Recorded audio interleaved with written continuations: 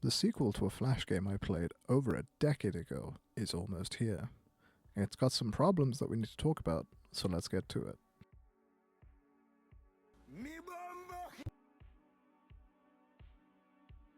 The most glaring issue that really stood out for me is the fact that barely anyone is playing this game. There were only 300 players or so at the peak on Steam, and in this game, playing with others is half the fun. I understand it's a demo, but I really hope Ninja Kiwi markets this game properly when the game releases. The same way they've kicked things up a notch for BTD6's marketing. I'm assuming the game will be on mobile as well, and that's where the main player base will be, but I'd highly recommend getting the Bloons tubers to promote this game, as I truly believe a lot of the OG Bloons Tower Defense fans played the earlier SAS games.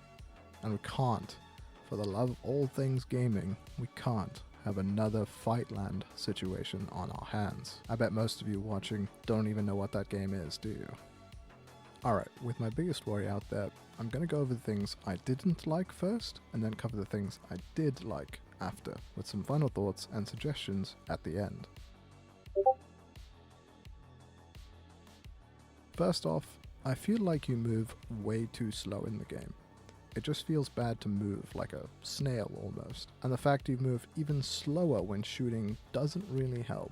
I do think you should move slower while shooting, but I think the base levels for this should be increased a fair amount. I think a solid starting point would be the Assault class's Adrenaline ability. If you can make that the base movement speed, with the shooting bringing down the speed to the current base movement speed, and then adding on top of that speed the skill upgrades you get, I think the game would feel better to play overall. Of course, this is my preference, so if more people prefer it slower, I suppose you can stick with it, or maybe bump it up only a smidge. Speaking of the base skills you can upgrade, each level will give you a 2% increase in that ability, like reload or movement speed for example. Personally, I feel like a 2% increase per level is not even worth mentioning. Like yeah, it's an increase, and with 5 levels max, that's 10%, but for the movement ability, if you take into account weapons will slow you down depending on weight, and the fact that you're already slow while moving, and even slower while shooting, it basically makes this upgrade meaningless. The same goes for reload speed. I think the health regen amount is fine, but I think 1 minute might be a little too slow of a rate given how short some games are. You won't really see it proc that much. I think a 30-second timer would be more noticeable and make it that much more enticing of an option to choose, but I could settle for a 45-second timer instead. The other part of the skills are the class skills. We didn't get to see the level 20 skills as the demo is limited to level 12, but these kind of skills, at least for the assault class, were things like dodge chance, ability cooldown, crit damage, and stuff like that. These ones do have a better percentage-wise, I think it's 5% for most of them, so that is better, but I do think the dash specifically could do with maybe a 10% increase, so the ability cooldown should go from, I think it's 20 at max, it should go to 30 at max, or 35, something like that, and that would make the dash feel a lot better. Aside from that, they seem fine, and I am interested to see the class-specific upgrades that you get at level 20.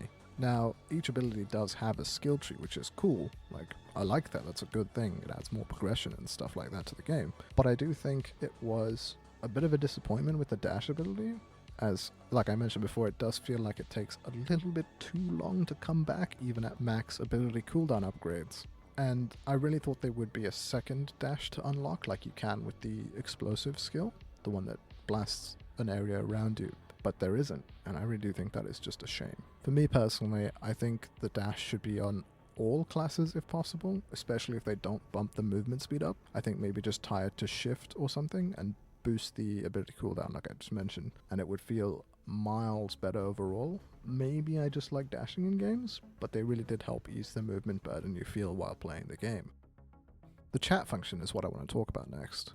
First off, I think it's great that it's in the game at all, especially when you have games like BTD6 that force you to use emotes and hope that the player 3 actually does something useful for once. It is a kid's game, so I can understand it, even though there are a bunch of grown-ass men that play the game. First thing I want to bring up about the chat function is the keybind.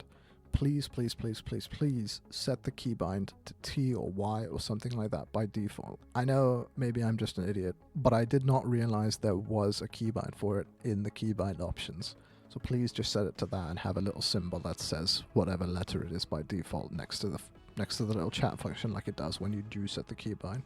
This might be just a pet peeve as well, with the keybinds, but hitting the escape key while you're searching for a lobby and talking to people in the chat to exit the chat menu should please just close the chat window and not exit the lobby. This happened more than once while I was playing the demo, and we actually lost a squad member because of this, unfortunately.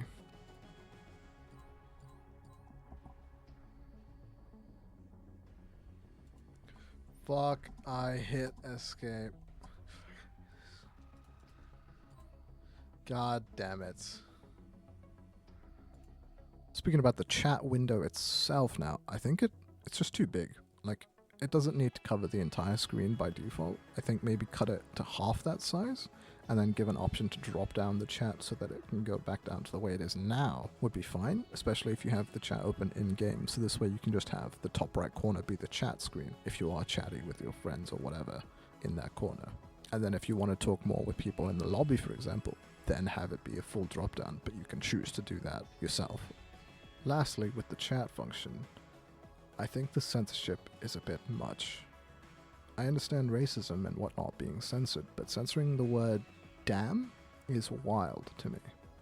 This game will have you spilling the blood of hundreds of zombies in a gory mess, but I can't swear? Unless this game is going to be a 7+ game or something, please turn the censorship down a peg. The armor modding menu could be a bit clearer, I think. I went into it and I figured each armor piece could have 5 mods like it is for weapons, but it's actually 5 armor mods total. And on top of that, the mods are limited themselves because you can only have a certain percentage of power from each mod. But if you can only put 5 mods on total, what's the point of adding the other limit anyway? The bounty system they've implemented seems fine as well, but I do think being able to pick up more than 1 bounty at a time would be better, though we haven't completely unlocked the system, so maybe that's going to come in later, or maybe you can pick up one of each type of the different contracts that look like you could get. I can see why you can only take 1 to boost playtime, but it does really suck when if you had been able to take 2, you could have finished both in the same game. This might just be a me thing, but I think getting those random bits and bobs out the loot crates, the nano whatever they're called, at the end of a mission feel kinda eh. It's like, here's this thing that you might not even know what to do with. I think just giving weapons and armor that dismantle into those things might be better, but I guess it's not the end of the world either way. They just feel meh coming out of a loot box, like you always want to be seeing a new gear or something, but maybe that's just me. They also chose to use the SAS 4 music, at least I'm pretty sure it is, at the start of the game. I'm not sure if that's to trigger nostalgia or something, but to me it just feels kind of like a rehash. I would rather they remixed it or something, similar to how COD Zombies does, with a re-release of Damned every single game.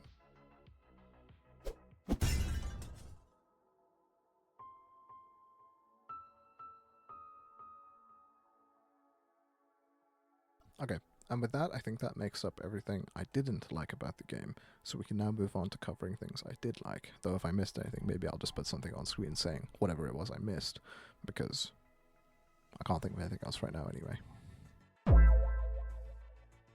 First up, I think this is probably what everyone likes, the gore. I mean, seeing the blood of a horde you just wipe the floor with is very satisfying. And I mean, the same goes for the designs of the enemy, in kind of a disgusting way, though they're mostly the same enemies from past games, with a new coat of paint and an HD, but they do look solid. I only wish there was more new enemy types, but we'll talk about the things I want in the future in a bit. I liked the ice map in the game. Something about it just feels right to play.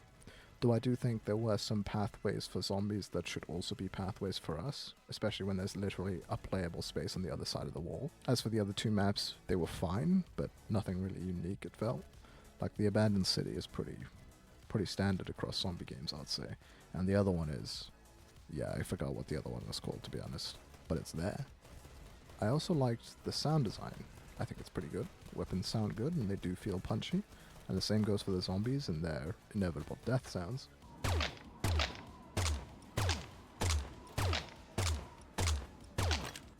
I wasn't sure on the music, and I think maybe some more action-y music, or I don't know if they want to go in a specific direction with it, like cyberpunky or funk or something like that. Something hype or maybe keep it somewhat more dramatic and serious. But I would like to hear more music in general. It didn't really feel like there were any bangers in the soundtrack as of right now. At least I don't remember any. Though, of course, this is incredibly subjective. So it is. If a lot of people are complaining, then maybe change it, but otherwise, it's probably fine.